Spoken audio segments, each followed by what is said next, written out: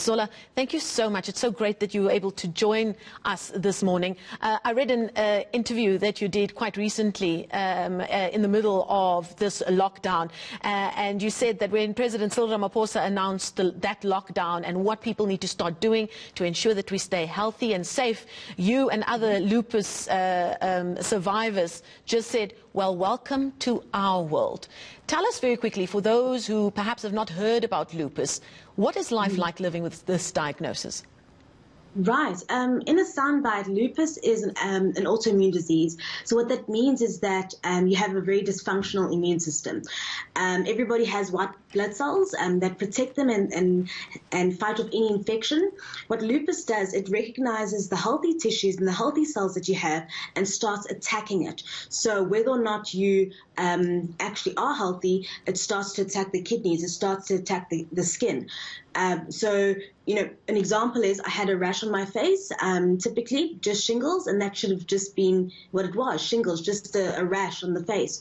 But because my immune system is so weak and compromised, what it did is it turned a rash into a temporary facial paralysis, which is just something that shouldn't necessarily happen. So you can imagine that, you know, when viruses or infections come along that could potentially not be as fatal to others, it can be very dangerous to someone who has got a very compromised immune system. So having lupus just exacerbates that whole experience. So this does definitely put you in the high-risk group when it comes to something like COVID-19. And part of your journey is regular visits to the hospital to see various specialists. You've got a team that looks after you and walks with you in this journey. How has the COVID-19 pandemic impacted it on that part of your treatment, like going to a hospital?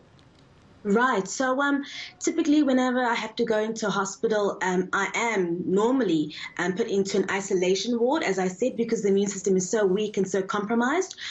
So when people come to visit me, they have to already put the mask on. They have to put an apron on, as well as gloves, and just constantly hand sanitize. But when I recently was admitted into the hospital, about a week ago, wasn't allowed any visitors. The wards were completely closed off, and only a certain amount of nurses and doctors could only come into the room. So that changes that experience, you know, on a whole nother level, as opposed to already being so cautious and concerned about the actual condition. Has it made all of this a little bit just more scary for you? Yeah. To be quite honest with you, as I've been saying that, you know, welcome to our new normal. This is what my life is, having to already social distance. I didn't realize that quarantining was an actual phrase and lockdown was a phrase until it was introduced this year. So in terms of being scared, yes, I am very cautious, but I've already been doing these things and I've already been putting these measures into action for years now. Now, those who keep an eye on the news might have heard lupus being mentioned over the last few weeks or so as a result of comments made by US President Donald Trump recently. He spoke about the drug hydroxychloroquine, which is a drug that's contained, or an element contained in a drug used by those who have been diagnosed with lupus. It must be quite disconcerting during a time like this, when many people do panic, that some would call irresponsible comments made by a leader like that could lead to a shortage of drugs that people like you and so many others really need. Yes, a number of our lupus community, our warriors as we call them, have reached out to me and reached out to various organizations to protect them from having their resources, the medication, depleted. So what's actually had to happen is people have had to start cutting down on their medication. So instead of taking the tablets twice a day, 5 days a week, they've had to only take it one day, 5 days a week, just to help them get through it, which is not good, because that's a medication that they rely on to help put their lupus under control. Also not a great thing, because when you're losing out on the actual medication that you're getting, you're becoming more susceptible to contracting the condition and contracting viruses such as coronavirus. Another concerning matter is that it hasn't necessarily been professionally verified by various doctors around the world as to whether or not it is a cure or whether it is the right treatment.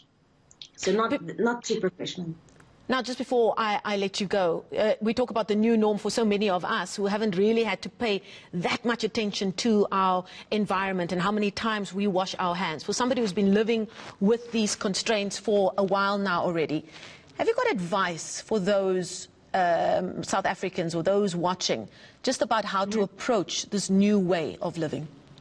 Yeah, exactly. I think the best thing that I can say is that when I got lupus, I was, just like everybody else, working and socializing as much as I could.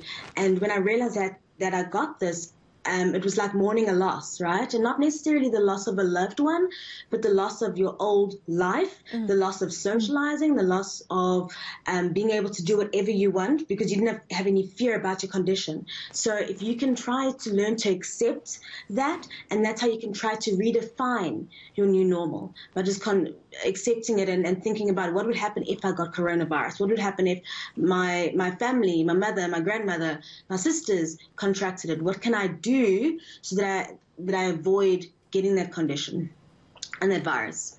Well, great advice, and we're going to have to leave it there. That is Zola Brunner. She is the founder of the awareness and support group Beyond Lupus.